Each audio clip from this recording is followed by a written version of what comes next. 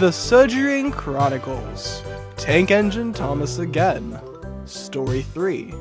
Thomas, Terence, and the Snow. Originally written by Wilbert Audrey with inspiration from the Series 6 episode, It's Only Snow. Fall had come in full blast to Sodor. The leaves are now falling as Thomas made his way cheerfully up his branch line. Annie and Clara trundled behind him as he was singing to a melody. Presently, Thomas was stopped by a signal next to some fields. The yellow stubble was changing to brown earth. The chugging sound of an engine came into earshot as a little tractor puttered over to Thomas, plowing at the fields. "Hello," called the tractor. "Lovely day for it, isn't it? What ugly wheels you got!" Thomas dropped first introductions and went to inspect the odd vehicle. The tractor wore filthy orange paint and brown dirt covered his underside. Odd treads covered in mud lay on either side of him. "They're not ugly," explained the tractor, not minding Thomas's opinion. "They're caterpillars. I can go anywhere with them." "I don't want to go anywhere," huffed Thomas. "I like my branch line and rails, thank you." "Thomas, shush!" hissed Annie. "We're sorry about him. He doesn't react well to newcomers. I'm Annie." "And I'm Clara," called the coach from the back. "Pleasure to meet you, dears. I'm Terence Tractor. You can find me here anytime." "What a shame," clanged Thomas. The signal went down. Thomas whooshed scornfully as Annie and Clara called their goodbyes. He wheeshed into a tunnel, feeling very indignant. Over time, the fall air became cold and dark. Clouds full of snow loomed over Sodor. Although the seasons were changing, Thomas's attitude didn't. He didn't acknowledge the little tractor any time he passed. Terence felt bad, but couldn't figure out what he had done. "You're being rude, Thomas. He hasn't done anything to you," Annie told him.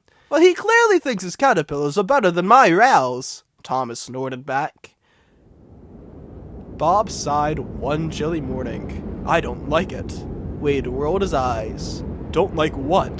"The paper says a heavy fall is coming. I hope it doesn't stop us." "Ha!"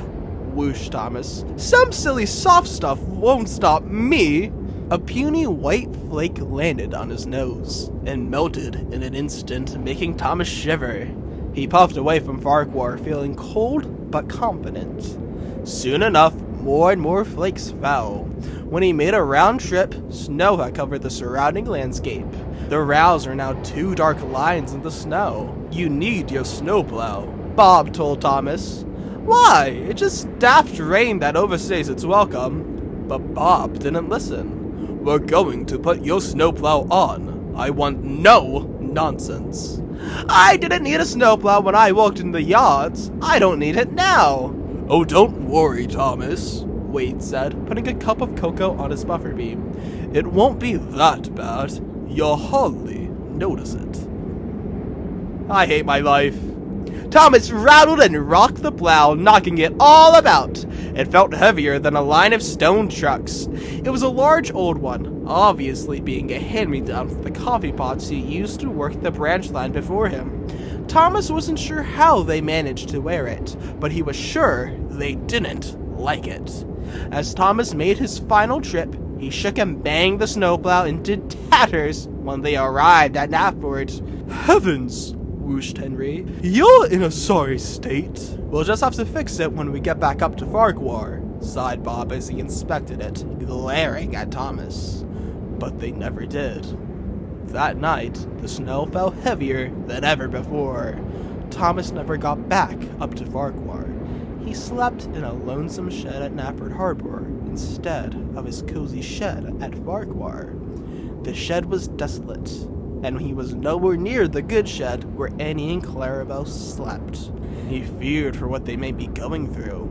The occasional bang would echo through the harsh winds as Bob and Wade hammered and tinkered away at the snowplow. He fell asleep, very unnerved. The door opened as the dim light of the sun that tried to shine from behind the thick clouds illuminated Bob and Wade, who stood in front of the doorway with the snowplow in front of them.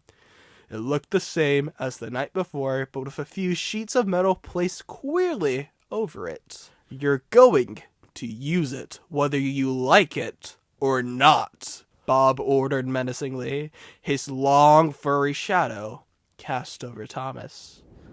Stupid thing, snarked Thomas. Before he knew it, he was making his way up the branch with the snowplow shaking whenever it hit a drift. It was very obnoxious as Thomas shifted large drifts off the L's bridge. He tore through the halt in the town. I don't think it's working, Bob, said Wade, poking his head out the window. Bob followed his gaze. The plow was now bobbing up and down like a fishing bobber as they sped through the countryside. That's when it happened. One moment, the snowplow was bouncing about. The next, it hit a hidden rock in a drift and ripped off. Thomas wheezed as the plow held itself onto one side. It shredded through fences precariously. Thomas swore it was laughing as Maithwaite came into view. An old water tower from the olden days sat outside the station where Thomas drank from. Thomas squealed his brakes on, but it was too late. Horrors!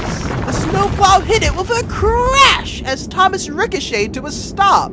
There was a groan from the old water tower as it capsized. It spilled its frozen contents over Thomas. He shivered mournfully as the tower missed him, landing beside him. He felt very silly as passengers peeked cold heads out of the windows. Bob, Wade, and Stan, the guard, looked over the mess. You've won, sighed Bob, defeated, taking off bolts on Thomas's buffer beam. We'll just have to go on without it. And that's what they did. Thomas puffed gaily through the winter-covered countryside as he continued without a care, except for the spine-cold chill of ice that clung to his running board. I don't have to wear it! Oh, I don't have to wear it! He chortled to himself, but Andy and Clara were worried. Do be careful, Thomas dear. Don't worry, Annie. We'll be fine. Will we be? Clarabelle asked anxiously. Of course. You two worry too much. I can handle this snow with ease. He plowed through a small, lumpy drift, taking it down with ease as he rounded towards Terence's field. A short bit after Terence's field, there's a tunnel. The tunnel is named after the station near it, Hackenbeck. The tunnel is curved, which means neither Thomas nor his crew can see through it to the other side directly. Thomas whooshed by Terence's field, the signal pointed towards the sky. Terence was nowhere to be seen. Instead, he sat in his warm shed. He couldn't plow frozen soil. Silly old snow, silly old Terence, silly old everyone. I can do whatever, whenever I want, wheezed Thomas, blowing a raspberry to the field. With a beep beep a beep, Thomas left the chilly countryside for the tunnel. His wheels were frigid as he entered. Water had frozen on the tracks in the tunnel, making it a slip and slide. Thomas tried to slow down as he rounded the bend, but there seemed to be no exit, only a wall in his way. That's odd. I thought there was a hole here. There was a thump! Flurry white snow flew everywhere.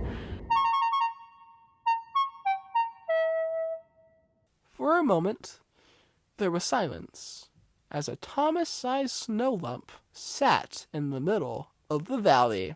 Annie and Clarabelle held breath anxiously in the tunnel entrance, waiting for their engine to reappear. There was a burst of snow as Bob and Wade charged for a hole where the cab was, coughing and snorting. A flow of dirty soot followed. They wheezed before running back in. Should we try to move him out? Asked Bob. We need to clear the line first. You clear while I try to move. Wade trudged to the front of Thomas and inspected where his face should have been. It looked like a theater mask, but he still heard the stifled curses and complaining from inside of it. Wade rolled his eyes as he began to clear everything, except for around Thomas's face. He shoveled the line, or so he tried. Snow only kept falling and slipping down. Anywhere and everywhere he shoveled, more and more would come down to replace his work. Try to move him, he called back to Bob. I've been! Thomas's wheels were slipping. Snow was moving itself around his wheels. Stop! You're going to get him more stuck! Wade tried to shovel the snow that was now threatening to turn his wheels to ice. Burr the face. Wade shoveled up and reluctantly brushed the snow off him. Get me out! Get me out! He shrieked. We're trying, Wade explained. Thomas felt like crying. He dared not, though, in fear of his tears freezing to his face. Stan finally walked up after soothing upset passengers. I'll run ahead and call for help, told Stan, and that's what they did. Bob dropped Thomas's fire. It was a long while before help would arrive. For poor Thomas, it felt like ages. A man and a woman from a nearby cottage gave hot food, warm drinks, and thick clothing to the passengers, Bob and Wade, as they awaited. That was so kind of you, said Bob, munching down on a nice cookie with a good cocoa. It's no trouble at all, dear. A bus horn blared through the valley, threatening to send snow down onto Thomas. It came slipping and sliding across the road from the kindly couple's house. Ooh, stupid slippery roads, he squealed, coming to an icy stop. Stan jumped from the bus as the passengers from Thomas's train swapped over. The bus left nearly overflowing as Annie and Clarabelle shivered. Thomas did as well. I'm sorry, you two.